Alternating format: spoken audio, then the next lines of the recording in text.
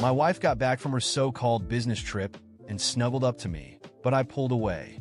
I've been sick as hell a couple of days ago, and I still felt like a ghost.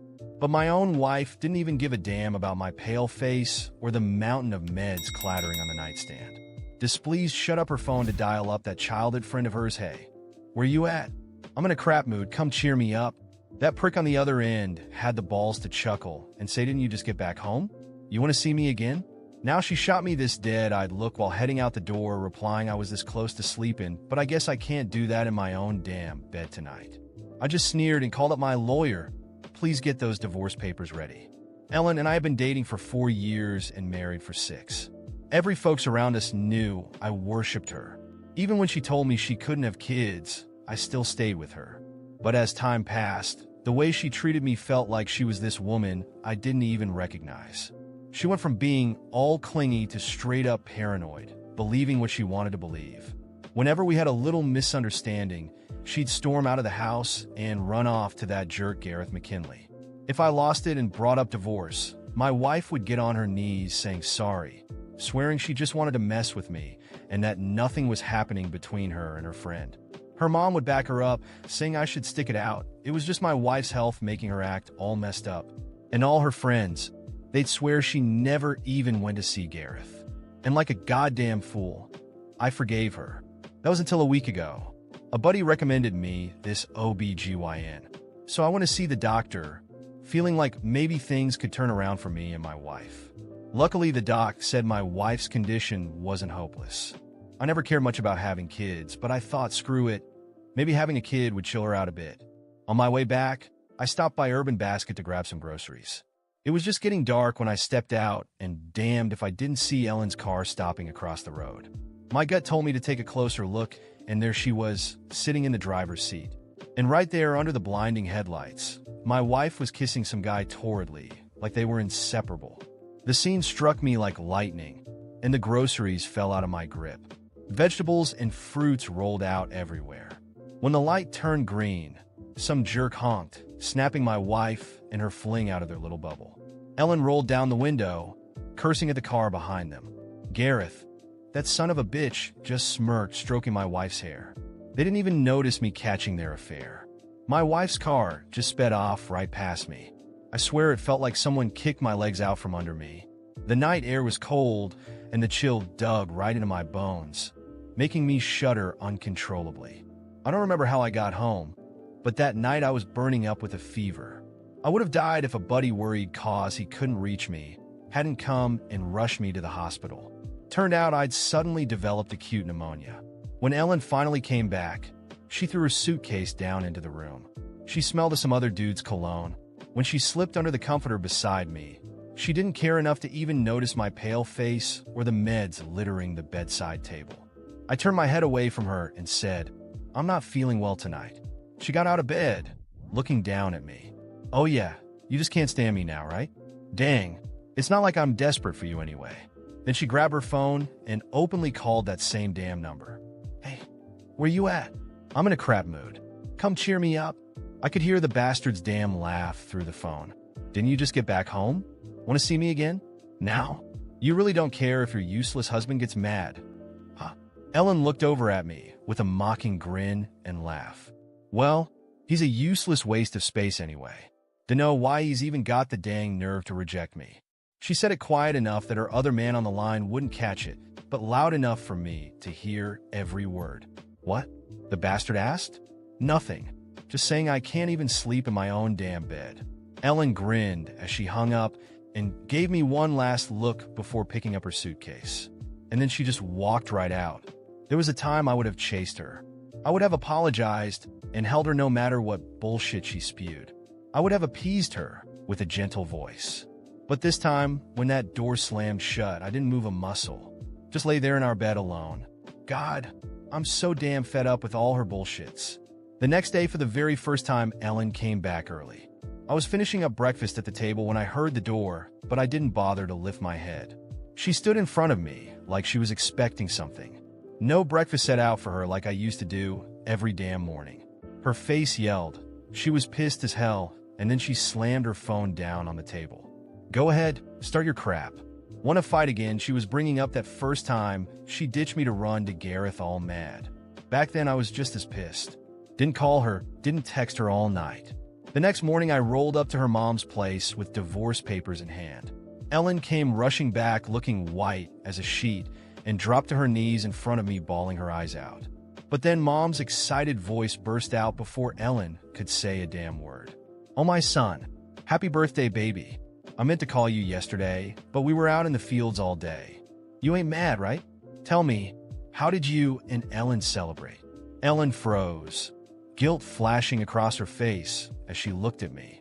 Yeah, my wife forgot my birthday, but she sure as hell remembered to go make out with her other man right in front of me. I snatched the phone back and pressed it to my ear, plastering on this big fake grin. Nah, how could I be mad, Mom? You and Dad. You're the only ones who ever cared about me. If anyone's sorry here, it's me, not being the son you deserve all these years. Hearing that, Mom quickly changed the subject, clearly worried I'd get upset. We kept talking. 30 minutes, maybe not once did we bring up my wife's name. By the time I hung up, Ellen's face was all twisted up like she couldn't figure out what to do. Fine. It's your birthday, so I'll let that money slide for now. But it's a loan, you hear me? You're damn lucky to have a generous wife like me. You know that? And about yesterday, well, you know that was your fault. If you just talked to me nicely, I wouldn't have left. I ignored her, just went back to my phone and started chatting with some old buddies. She lingered there like a ghost until she muttered, "Fine, I'll go buy a cake. Make something nice for dinner, all right? I'll make it up for you tonight." I watched until the door clicked shut behind her, and then I opened my chat box with my supervisor. "Hey, Wesley, are you really planning on transferring to the branch? It's your hometown." "Sure, but what about living apart from your wife?" I shot back quickly. "Won't be a problem. She's about to be my ex-wife soon enough." The chat box showed she was typing, untyping, and typing again. Although it took her forever, she still sent a short reply. "All right, with you on the team, I'm sure the branch will make it." I checked the time, set my phone to silent, and crawled back under the covers. I was dead asleep right then. I heard this goddamn noise from the living room.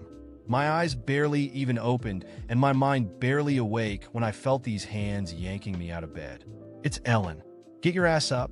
I invited my friends over for your birthday, and you're here sleeping? Get in the damn kitchen." I dragged myself out to the living room. There were folks jammed in every corner, trashing the place with empty soda cups and pizza boxes. I swear, I had never felt so enraged like this before. I clenched my fists, but eventually kept my cool. I decided to save some face for my wife, who invited them all. "Oh wow, didn't expect all of you to show up.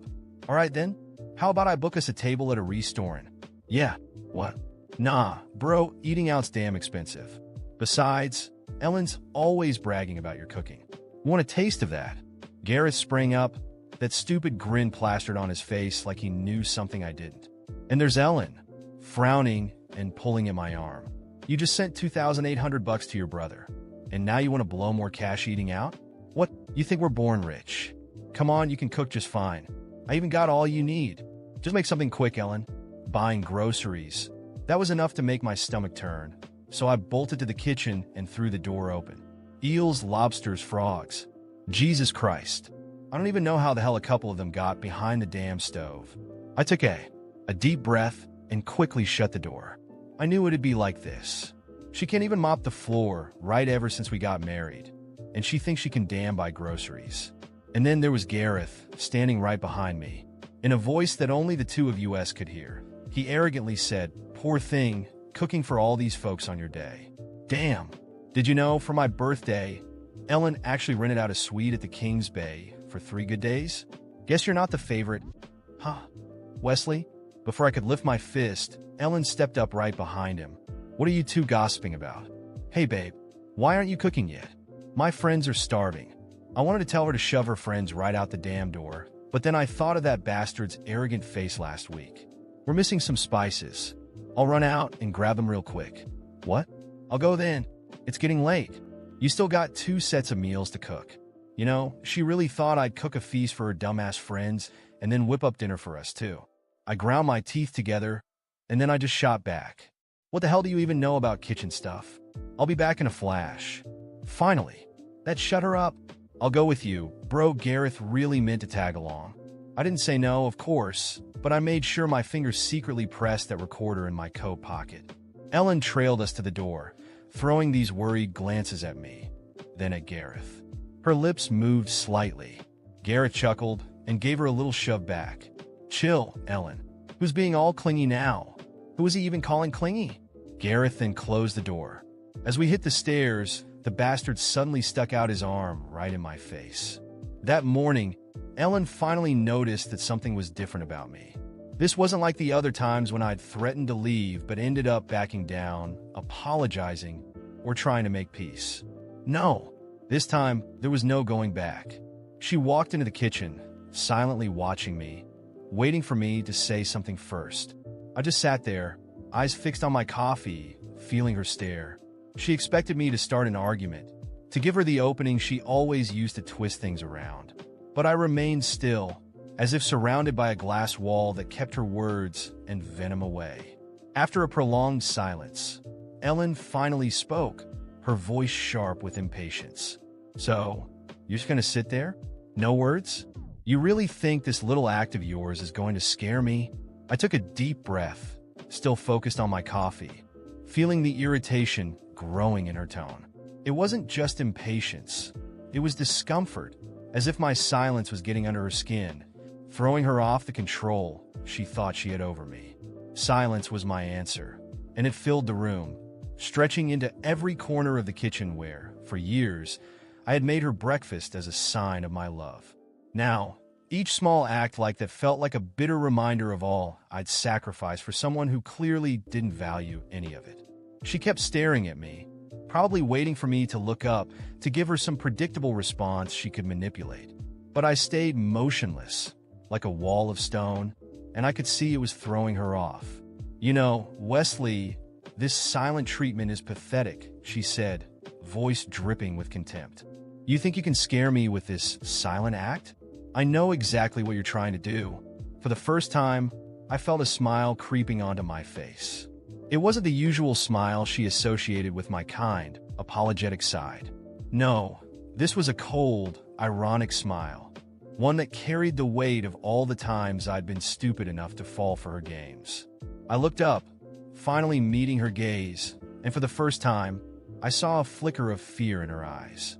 She hadn't expected this from me.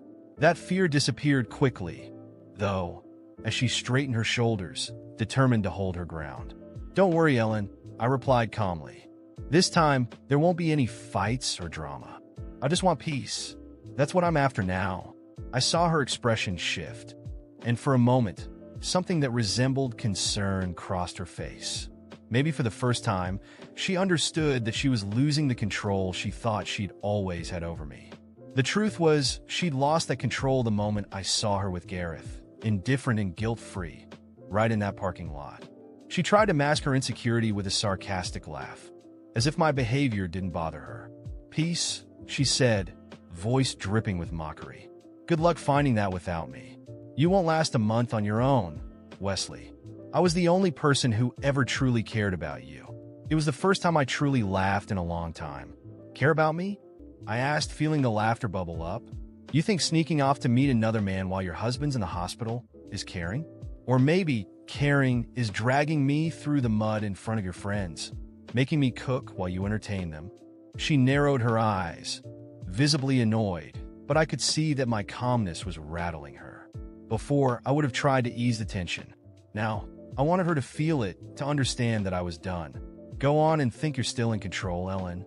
Laugh it up if you want, but I'm already out of this marriage. At least in here, I pointed to my head, and soon it'll be official. She stared at me for a long moment before opening her mouth to retort, but the doorbell interrupted us. I knew who it was. The lawyer, here with the first set of divorce papers, ready for me to sign. Ellen's eyes darted to the door, and I saw a hint of panic in her face, like she was beginning to realize that this wasn't just an empty threat. I stood up, calmly walking to the door, opening it for the lawyer, who greeted me with a serious nod. Ellen, for the first time in years, looked genuinely lost, as if she had no idea what to say or do. Please, Ellen, have a seat, I said, pulling a chair out for her. She hesitated but eventually sat down. With the papers in front of me, I took a deep breath. "This is just the beginning, Ellen," I said calmly. "I want a divorce, and I'm moving on. I'm done giving chances to someone who only wants to see me broken. From now on, I'm taking care of myself." She stayed silent for a moment, but then her expression hardened. "Oh, really? You think you could just get rid of me that easily? You don't even know what I'm capable of?" Her threat didn't surprise me. I knew Ellen would fight, knew she'd try to make the divorce as painful as possible. But I was ready. Years of manipulation and deceit had taught me never to underestimate her. I knew she'd likely go after everything she could, from property to any dignity I had left. But I was prepared to face whatever came my way to be rid of her. As she got up to leave, she gave me one last hateful look. "This isn't over, Wesley," she said, like she was warning me about a storm on the horizon. "Yeah, Ellen," I replied with a cold smile. "It's not over, but I walked out of this war a long time ago." That last argument with Ellen, her arrogant stance, as if she'd always come out on top, left a clear impression on me. I needed to put an end to this. And it wasn't just a paper-thin end with a divorce. I wanted to make it clear to her and everyone around us who she really was. I knew that trying for one final heart-to-heart talk with her wouldn't work. No, this required something she wouldn't expect, something that would make her feel a bit of what I'd been through. And with that, I decided on my approach. My first decision was simple. I stopped covering up her lies. No more playing the loyal, quiet husband while she used Gareth as some close friend she was just helping out. The first chance came when my mother casually asked why Ellen hadn't joined us for a family lunch. In the past, I would have made up an excuse, saying she was busy with work or some engagement. But this time, I was direct. "To be honest, Mom, Ellen has other plans. With her friend Gareth, who she's been meeting up with over the weekends," I replied without holding back. Silence fell over the table. My dad stopped eating. My mom looked at me wide-eyed, and my brother just stared, waiting for more. I laid it all out, without drama, explaining everything I had found out and how I'd been holding on to it in silence for years, trying to salvage a marriage that, to her, was just a front. I wasn't looking for sympathy or support, but simply putting an end to the image of us as the perfect couple. The news spread faster than I'd anticipated. My mom, who'd always defended Ellen, was deeply disappointed, and soon mutual friends started reaching out, some to offer support, others to understand what had happened. No one knew about Gareth until now, and with everyone finally aware of the other side, Ellen started feeling the impact. At family gatherings, she was met with cold stares, and among friends, people no longer held her in the same regard. But I didn't stop there. Ellen was extremely concerned with how people saw her, especially at work, where she loved to present herself as the dedicated wife and reliable professional.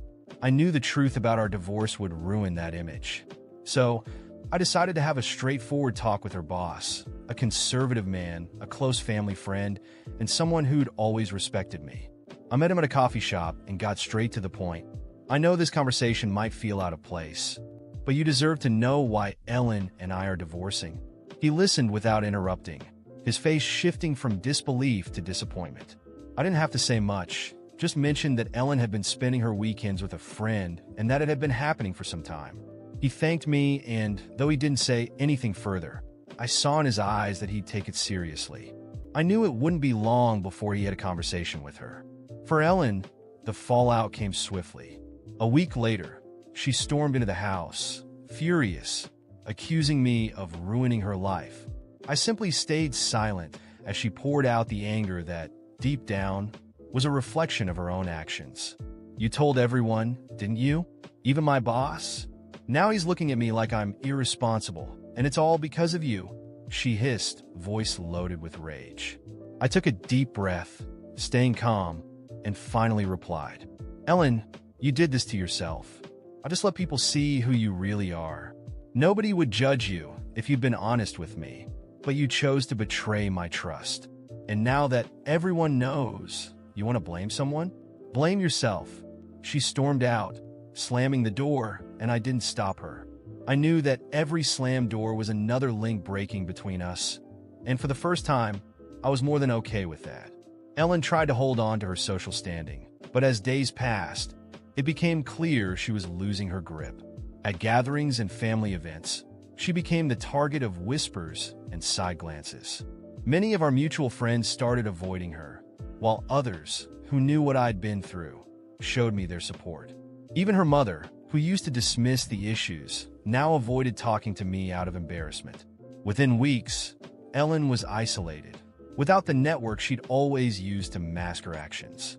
The final blow came when she tried to confront me in public at a company event where all our friends were present. It was the annual firm gathering, and many friends of hers, who now knew everything, were also there. Ellen approached me, probably hoping to intimidate or paint me as the bad guy, but I was prepared. "So, that's it? You destroy my life. And now you're here playing the saint," she said, her voice controlled, but her face flushed with anger. I kept my tone firm but calm, ensuring everyone nearby could hear. "I only told the truth, Ellen. I thought everyone here deserved to know who they were dealing with. Maybe you should start dealing with the consequences of your own choices." She tried to respond, but before she could get a word out, one of her colleagues, a friend of mine, stepped up and, unafraid to share his opinion, said loudly, "Ellen, I used to admire you, but now I see Wesley was right to move on. It's sad you played with his feelings." She left visibly shaken, and I knew that this time she wouldn't be able to cover up her lies or change the narrative. I was honest, and in the end, everyone around us could see the real Ellen. When the event ended, I felt an enormous weight lifted off my shoulders. The divorce process continued, and Ellen tried to contest some of the assets, but without her social backing and with her image damaged, her options were limited. In the end, my revenge was simple: exposing the truth, raw and unfiltered. And somehow, that turned out to be the most devastating blow for someone who always lived by appearances. I left the event feeling lighter, knowing that this time, it was a true ending. Now, after all this time since the divorce, I can finally look back with a sense of peace I never thought I'd find. It was a long, painful process, but each small victory along the way reassured me that walking away from that relationship was the best decision I could have made. I remember how I felt waking up in that empty house in those first days after the separation. It was strange, sometimes even frightening, but over time, that loneliness transformed into freedom. I rediscovered the value of taking care of myself, doing what made me happy without the constant weight of distrust and frustration that Ellen had brought into my life. At first, everything around me reminded me of our former life. People whispered, friends and family would ask how I was dealing with everything, but gradually, I let go of the need to explain what had happened. Ellen, on the other hand, faced the harsher consequences. I'd hear from mutual friends that she was trying to rebuild her life, but people no longer saw her as that perfect woman she'd always portrayed. Her image was tarnished, and she couldn't hide behind the devoted wife mask anymore. Without the respect she once demanded, Ellen started to isolate herself. No one wanted to be associated with someone who had deceived and manipulated so openly. That, for her, was a punishment much greater than anything I could have imagined. Life went on, and after a few months, I met someone new. It wasn't planned at all. Honestly, I was so focused on myself that love was the last thing on my mind. But then I met Julia on a work trip to a city I didn't know. She was unlike anyone I'd ever met. Julia was calm, with a genuine smile and an effortless way about her that made me feel at ease like I hadn't felt in years. She showed me that I didn't have to be so hard on myself, that I could trust and open up without fear. During our first few dates, I shared a bit about what I'd been through, just touching on the surface. Julia listened patiently, without judgment, and more importantly, without making me feel like my past defined me. Over time, I found myself sharing more and more with her, even the parts that made me feel ashamed. She encouraged me to look forward, to think about the plans I wanted to make and the future I could build. Each conversation with her showed me that life could be lighter, that love didn't have to be a constant game of manipulation and sacrifice. Ellen, on the other hand, seemed to spiral downward.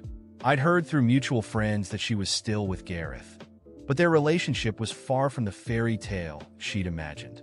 Over time, Gareth revealed himself to be the opposite of what she'd hoped for. Selfish and now entirely dependent on her emotionally and financially. I heard rumors that he treated their relationship like a personal victory, parading Ellen around almost like a trophy.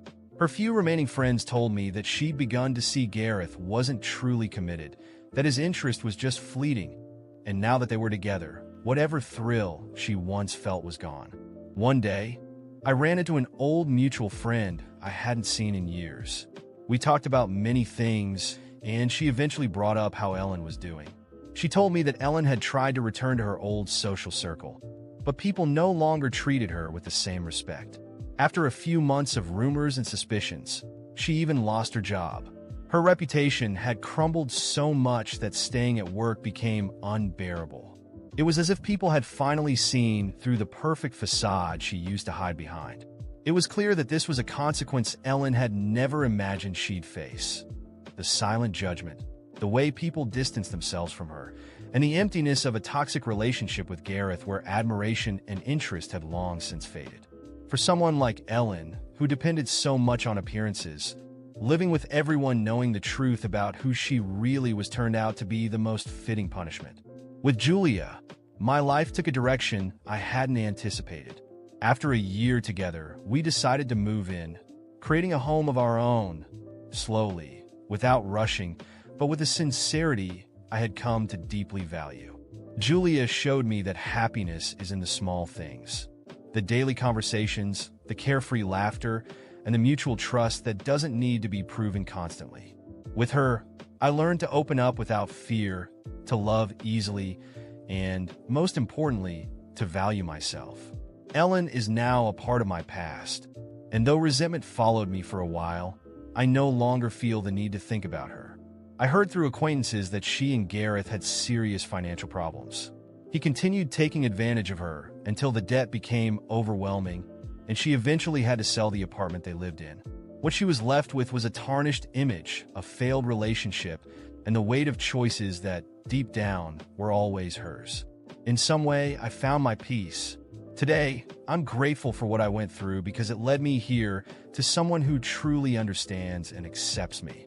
Ellen, on the other hand, is still trapped in a world of illusions, slowly crumbling.